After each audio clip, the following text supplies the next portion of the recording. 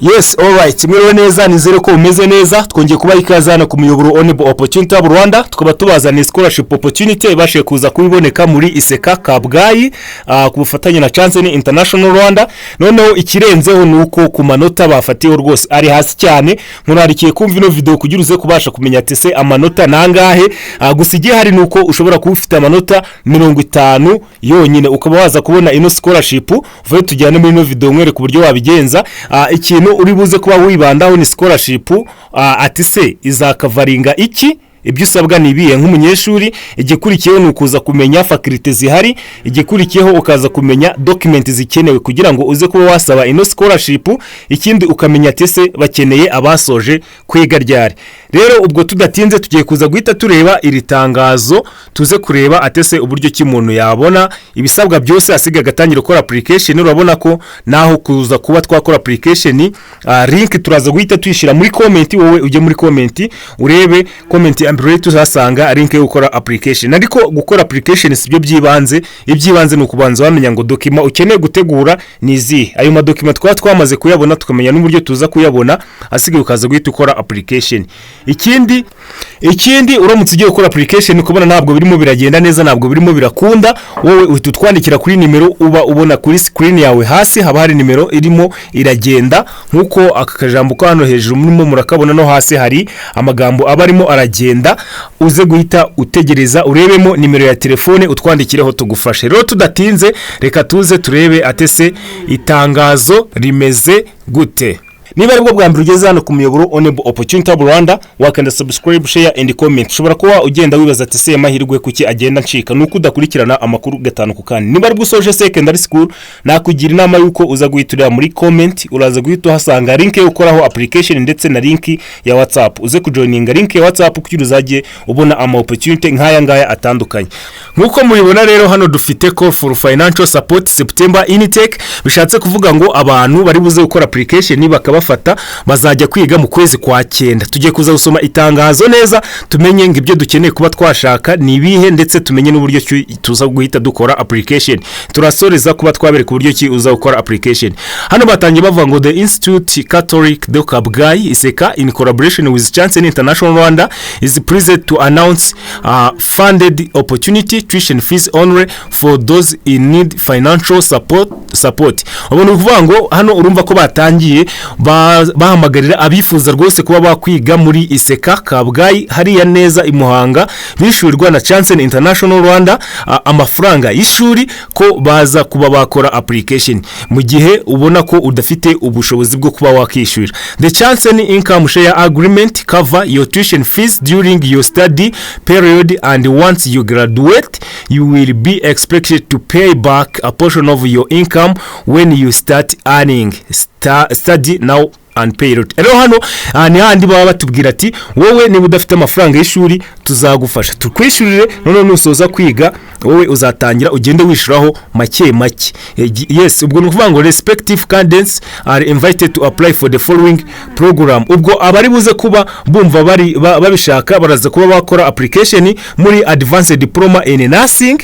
Hano ni uforomo icyiciro cya mbere cya kaminuza baziga imyaka 3, ndetse na Advanced Diploma in Midwifery. Ubwo nabo ni ku bantu baziga imyaka 3 biga ububyaza. Yes, eligibility criteria hano rero niho hambere tuba tugomba kwibandaho cyane kugira ngo uze kuba wamenya ati se uremerewe. Hano bavuze ngo being a Rwandan, uvuga ngo rwose ugomba kuza kuba uri umunyarwanda, icyo ni icyambere. Ubwo bizaba proven n'irangamuntu yawe, hasi bagomba kuza guhita bayigusaba. Being female is an advantage.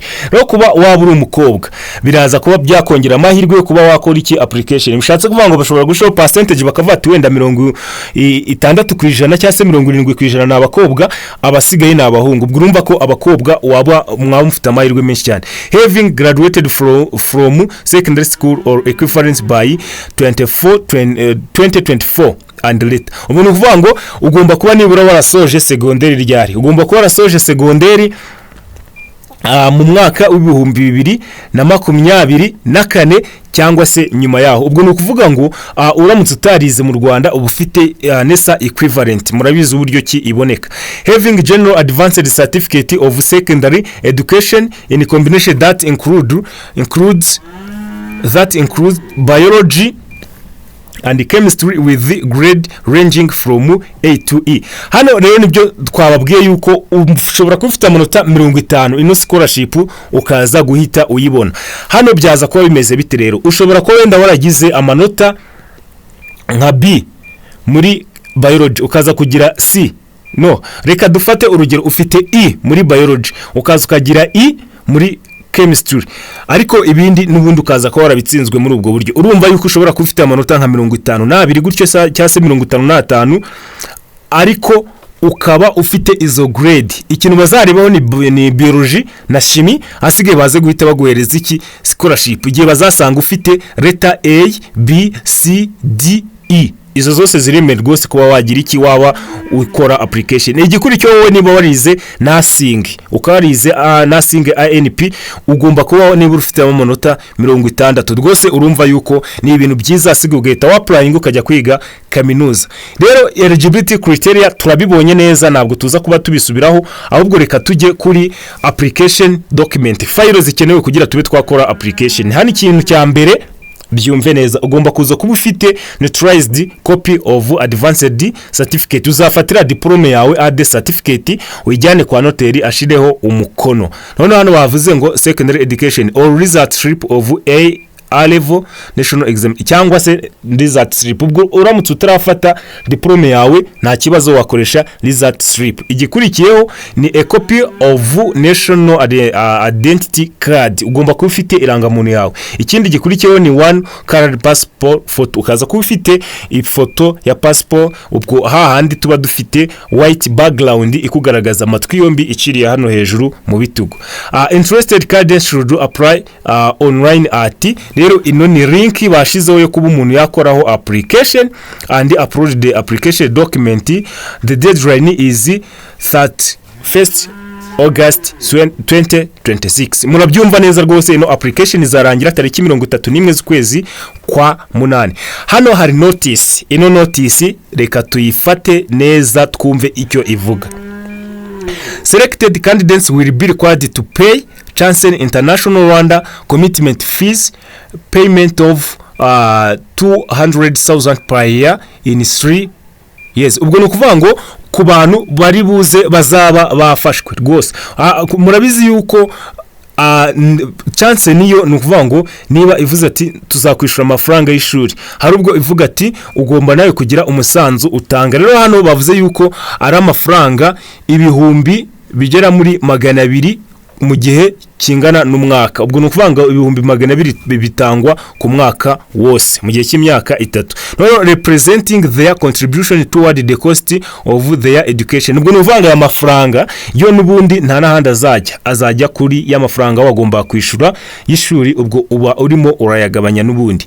Payable in quarterly installment, aho uyishura mu gihe cy'ibice 4 ugenda wishura ibihumbi 50. Ubwo nukuvanga ni nka nyuma y'amezi atatu ugenda wishura ibyo bihumbi, ugenda wishura ibihumbi 50. Hano banavuze yuko ari every 3 months. No, this commitment fees payment will be deducted from the total amount to be paid back when the card start earning. Ubwo nukuvuga ngo aya mafaranga yo azaba arimo aragabanya ayuzishura nyuma igihe uzaba waratangiye kugira iki, waratangiye kwishura. Ubwo noneho those who will be granted Chancen International support will be commuted by Iseka and will start class with September intake. Ubwo nukuvanga abantu bari buze kuba bagira amahirwe bakaba selectinga bazatangira kwiga mu kwa 9. Those who will be admitted will be required to meet Chancen income share agreement requirement and attend ISA workshop with their guardians before the date of starting class. Rero ko hano mbyumvise ku bantu bazaba selected bazatendinga ISA workshop n'aba guardian babo mbere yuko amashuri atangira. Murabona yuko byakorewe Iseka kwa 11 ukwezi kwa munani umwaka w'ibihumbi 2026 muze guhita mugerageza mwihuse. Ahubwo ni gute wakora application? Gukora application rero uraza hano kuri website, nusoza uraza guhita ubona hano kuri website rwose ya Iseka hari apply. Nukanda kuri apply nibwo uri buze kuza guhita ubona list of available scholarship. Uraza guhita ubona hano kuri Chancen, uze kwafungura uraza guhita ubona bya bindi bisabwa byose twagiye tubona na ryatangazo, urabona ko rihari, ufungure ukore application. Rero uramutse wumva ko ukeneye full guide kuri application, nta kibazo twaza kuyikwereka live tukakwereka neza uburyo ki wakora application, ariko nari amadokima twabonye nta bidasanzwe birimo. Bye bye.